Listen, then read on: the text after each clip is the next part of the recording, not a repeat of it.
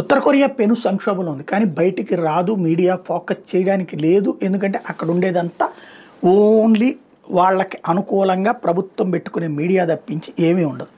But ఈ travels కూడా అక్కడికి వెళ్ళేటటువంటి వాళ్ళకి రిస్ట్రిక్షన్ ఉంటుంది. అక్కడ ఎవరితో మాట్లాడకూడదని ఇట్లాంటిది. అయితే క్యాజువల్గా షూట్ చేసుకుని వచ్చిన వాళ్ళు ఇప్పుడు ఫోకస్ చేస్తున్న వీడియో ప్రకారం ఇంటర్నేషనల్ ఎయిర్పోర్ట్, మనకి ఇక్కడ హైదరాబాద్ ఇంటర్నేషనల్ ఎయిర్పోర్టు లేదా బెజవాడలో ఇంటర్నేషనల్ టెర్మినల్ పెడితేనే అప్పుడు జనం కుప్పల తెప్పలు వచ్చినటువంటి సందర్భం.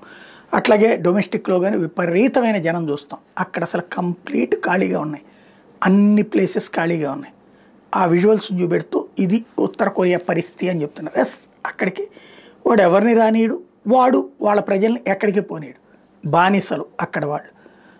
ఎలాంటి బానిసలు అంటే మానసికంగా కిమ్ముకు మించిన దేవుడు లేడని భావించే బానిసలు. అదే నడుస్తుంది అక్కడ.